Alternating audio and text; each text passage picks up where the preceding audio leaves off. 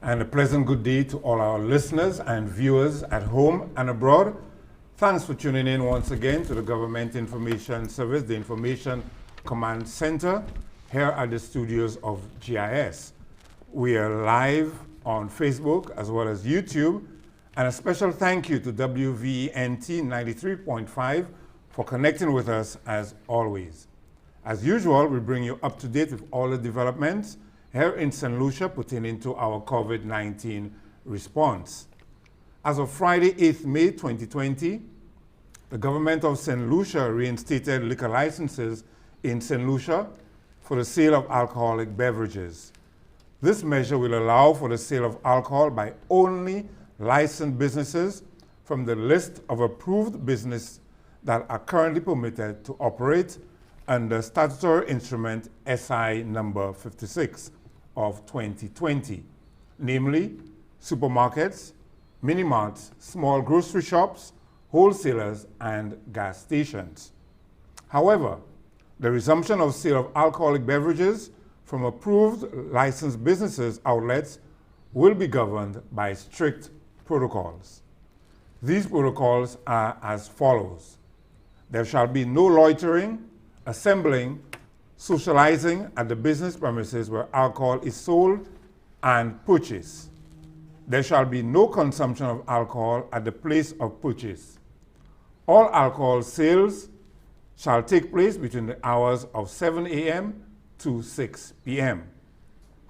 The public is also informed that persons who contravene the emergency powers, disaster, COVID-19 curfew order commits an offense and is liable to imprisonment with or without hard labor for a term not exceeding 6 months or fine not exceeding $1,000 or both, and forfeiture of goods or money in respect of which the offense has been committed. We also had Acting Police Commissioner Milton Daisy on with us this week, and he has expressed that the police will have zero tolerance for persons breaking the law, not obeying the protocols, breaking the curfew, or engaging in public social gatherings.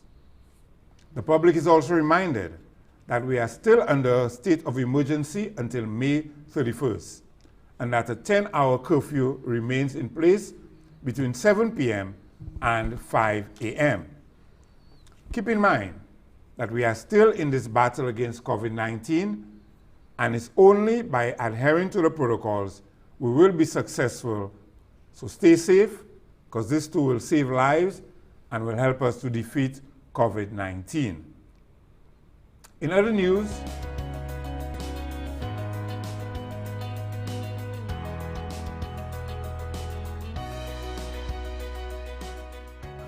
the Substance Abuse Advisory Council Secretariat advises the public on the need to be mindful of substance use and misuse, especially at this time. It is important to note that the harmful consequences are not experienced only by the users, but also their family and by extension the community. For this reason, persons are encouraged to be mindful of use so that exposure to smoking, alcohol consumption, and other substance use can be minimized and, if possible, eradicated. The harmful consequences of substance use and misuse, including alcohol, pose harm both on one's physical and social health. It creates a means of depleting the existing health resources and also social issues like domestic violence and child maltreatment and abuse. Exposure to substance abuse further places vulnerable groups in a more susceptible position, thus compromising their immune system. While we understand that persons may feel bored or anxious, the department encourages persons to take this opportunity to bond with family and take greater measures to remain safe by following the hygiene guidelines. The use of 311 for additional support can be made, and services and other toll-free numbers being circulated on social media to be used. At this time, we remind you of one of our popular slogans: be bright, don't light, and be mindful that substance abuse, use, and misuse will further complicate our existing situation.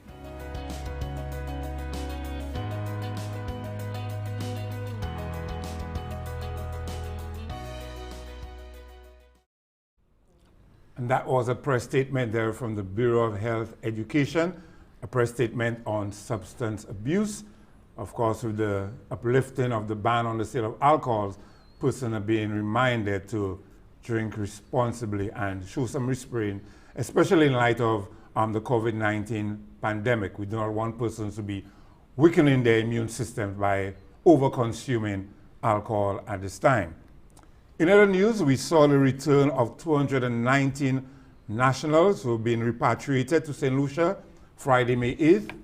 The nationals are employees of Carnival Glory and Caribbean Princess cruise ships, who over the past months, they have been desirous of returning home due to industry challenges presented by COVID-19. 207 they arrived earlier on Carnival Glory and 12 aboard Caribbean Princess. In an effort to return the nationals to local shores, the Ministry of External Affairs, the Ministry of Tourism, and the Saint Lucia Tourism Authority worked in tandem with the Department of Health and Wellness and the Saint Lucia Air and Seaports Authority, Customs and Excise Department, Immigration, and the Royal Saint Lucia Police Force to execute this operation.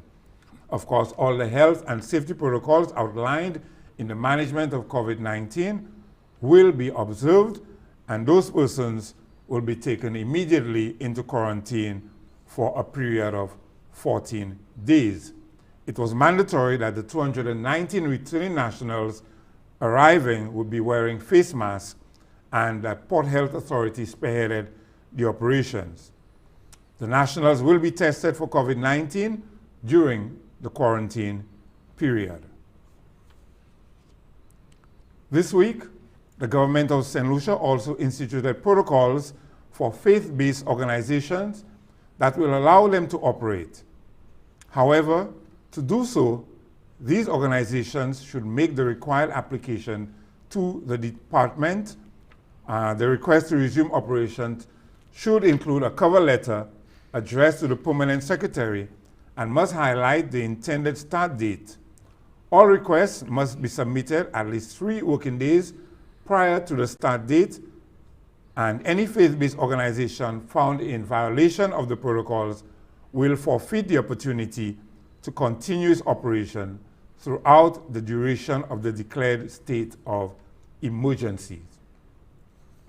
Today we'll be taking a look at our creatives, musicians, dancers, singers, recording artists, producers, videographers, and others who have also been affected, like all other sectors, by the pandemic COVID-19. And last week we received a press release from the Cultural Development Foundation stating that they are, and I quote, acutely aware of the profoundly negative impact of the ongoing coronavirus pandemic on St. Lucia's cultural and creative sectors.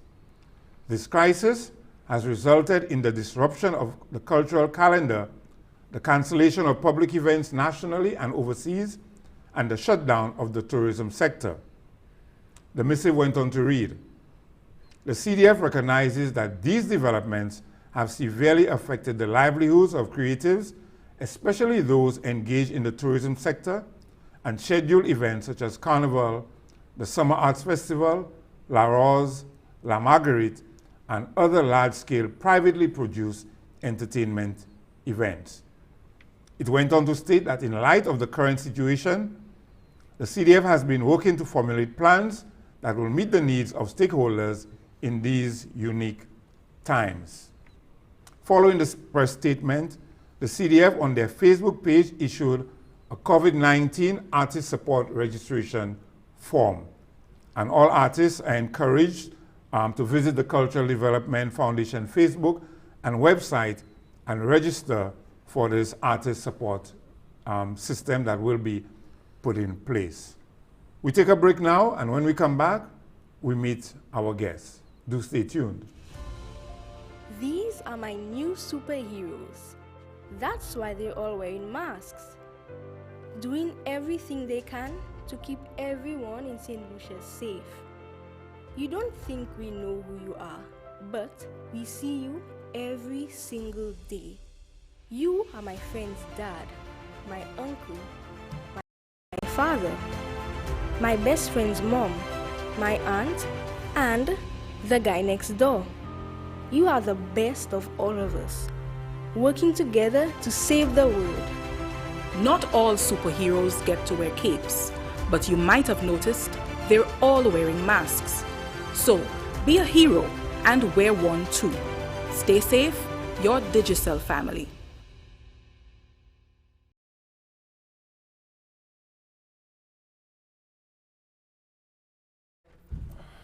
And welcome back.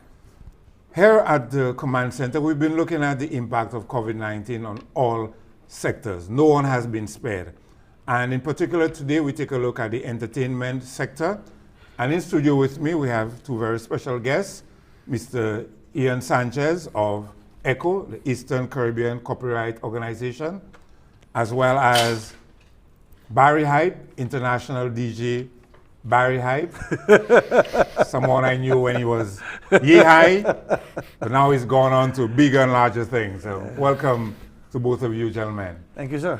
I'm going to start the discussion with Mr. Sanchez, particularly in light of the fact that between yesterday and today, ECCO came to the assistance to its members in terms of offering some form of relief. As we've been saying, all sectors have been impacted, and our musicians, our artists, our songwriters have not been spared. Talk a little bit about this relief effort put on by ECCO. Good afternoon, Saint Lucia. Over the last few days, ECCO has been making some major payouts to the tune of $263,000 to all our members throughout the OECS. There are 539 members in Saint Lucia, 40 in St. Kitts, 39 in Grenada, 39 in Dominica, 33 in Antigua, and we have 25 publishers spread across the OECS. The minimum payment to any member was $300 plus. Some members receive a few thousand, some members receive a few hundred, but it all depends on your airplay of your music throughout the OECS. In Saint Lucia in particular, I mean, we are basically paying on the basis of jingles and broadcasting, cable broadcasting, as well as any foreign royalties that came in. So one or two members were pretty happy. They were surprised, actually. And I think it's a very gratifying experience when you get some kind of reward. Now, you spoke of a minimum payment. Explain how that works in terms of a minimum, and then on top of that, what was paid out. Well, we have royalties. The royalties are paid every 6 months. That royalty payout, we wanted to put something on it because the COVID-19 has basically cut all entertainment, all hotel work. I mean, from March to now, it's over just 9 weeks. So we realized that a lot of our members were out of work, and we just kind of felt, so we dug into the budget and we looked at what we had, a cable broadcasting figure of about $400K general kind of licensing, and we figured let us take, we are allowed legally to take 46% of that money. And we decided to take that 46% and spread it across. So all of that money went to all our members, every single member. 778 members are getting checks. Okay, and I see here in your press statement, it says that the government has approved a tax waiver for payments to ECCO members, and by this gesture indicates its empathy for those Saint Lucian members whose livelihoods have been severely affected by the closure of business and cancellation of mass crowd events at this time. Talk about the tax waiver. Well, generally when an entertainer in Saint Lucia receives a check, there's a 10% tax on that check. So we decided to approach the government, and Minister Bradley Felix has been so, helpful with the assistance I mean, his ministry came to help us in the office, because to do the distribution of the checks, you had to write up 778 checks, which is a lot of checks to write, and it's 2 signatures, so you could imagine. So we had a meeting with him basically, he said that he would take it to cabinet, and I mean, you know, the number of cabinet meetings they have had over the last week. So finally he got the approval for us. So the government of Saint Lucia waived over $25,000 of taxes. So I had to remind most of the members when they collect the check that 10% of that check is from the government of Saint Lucia. Right. So I mean, there's no doubt about it. It's a small but meaningful contribution. Exactly. Yes, yes. Exactly. I mean, for someone who receiving a $500 check, that means 10% of that $500 is technically the government's take. And I mean, it definitely helps. You know, I mean, I saw a lot of members who have not been around for a while. A lot of them are at home, and they tell me they came to collect this check because it will help them, and especially for the weekend. So we started to distribute the checks yesterday, and then we still have a lot of checks. We still, I mean, 500 members, and we spread across Saint Lucia. Yes, yes. So we have some in the south, all over the place. So the word hasn't gotten out there, but I think we did about half. So I think we're on the road. Hopefully after today, after we put this out, certainly the offices will be inundating. Of course, you guys have been practicing the social distancing. Oh, yes. The distribution being done at the cultural center, not the office. Yes. Yeah. Yes. So we have with spacings. We only allow 3 or 4 people in the cultural center. The cultural center is a big place, and we had desks set up. So we were basically based on alphabetical order. Sometimes we basically attended to 1 or 2 members at the same time to try and speed it up. This morning we had almost 20 members before we opened the doors, which is good. Okay. So, but before we continue talking about ECCO, let's get you in, Barry. Entertainment all over the world. Let's not just say the Caribbean. Yes. Before we talk about that, tell our viewers and listeners, for the few who may not already know, just a little about yourself. Barry Hyde, born Saint Lucian, Rupee's official tour DJ, team soca DJ. Just somebody who's passionate about our culture being put in the space that it's not and where it deserves to be. So that's from being an A&R for BSMG, which is Black Shadow Music Group. For those who don't know what an A&R is. In simple, you have a songwriter, you have a producer, and there's an artist, and it's my job to basically put all of those together to make you the right hit song. So we've done small records that you may have heard of, like Give Me the Light for Sean Paul and things of that nature, Jamaica for Elephant Man. We can go down the list. There's a number of projects we have done which we have signed exclusivity clauses, which we can't talk about. But to your point, which is very true, because obviously in the States and Europe, we use ASCAP and BMI a lot. And yes, you can make money while you are sleeping, in a sense, meaning that somebody's using your creative work, you can get a check for that. Now, typically, I doubt very much that prior to COVID, in years gone by, at this time of the year, that you'd be in Saint Lucia. Where would you have been at this time had it not been for COVID? And was it by luck that you happened to be here, or you decided, COVID is shaping up, let me be in a safe haven in Saint Lucia? I'll start with the second part first. My priority is obviously to make sure my mom is good, since my father passed away in 2018. So knowing what comes with taking care of my mom, then you have the whole COVID argument to come into that. The better place in the world for me to be is here with mom. So that was deliberate. Where would I have been? This weekend would have been Bata Banu. For those who don't know where that is Cayman Carnival. Yes, Cayman Islands has a carnival. They may not contribute from the musical side as much as, for example, we do, or Barbados, St. Vincent, Grenada, Trinidad, Antigua, etc. But their carnival is very well attended. Because, for example, I found out from a friend of mine, there's snow in Toronto tomorrow. Snow. So how would you like to be flying, into some place where it's warm and sunny and you can add a carnival to that? Right, right.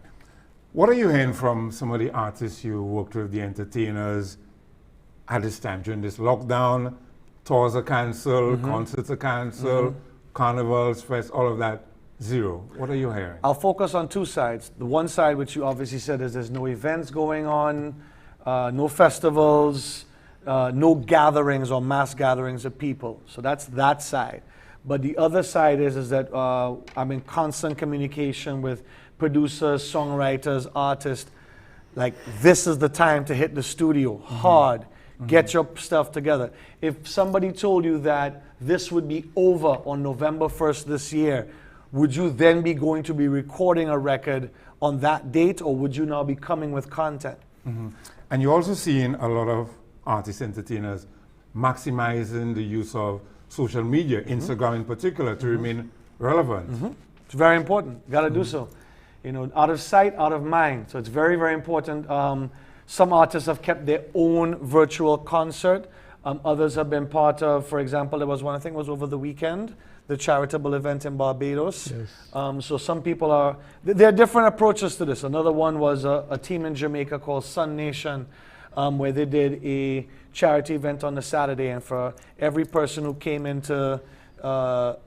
on the live, aka in the event, the promoter and a corporate entity donated $5 US. And once they hit 2,000, that's 10,000, which is $1 million Jamaican. So they had a game plan in place. So all you had to do was be on the live, and automatically, you know, there was a donation that came with that. So people are doing it for a good cause. There are some DJs up there who have their various, if it's PayPal, if it's whatever it is, that you can tip the DJ or donate to the DJ because you like what they're doing. Many people are taking many different routes. There's still some talent who's on radio. Yes. How important is radio? Very, very, very, well, it's always been important. It's more important now. Exactly. Besides what ECCO is doing, Ian, we also heard earlier on in terms of the NIC payment, especially the entertainers who work within the hotel industry, they would have been covered by that. But you also have a number of artists who fall outside of that, who would have been looking forward to Carnival, especially the summer.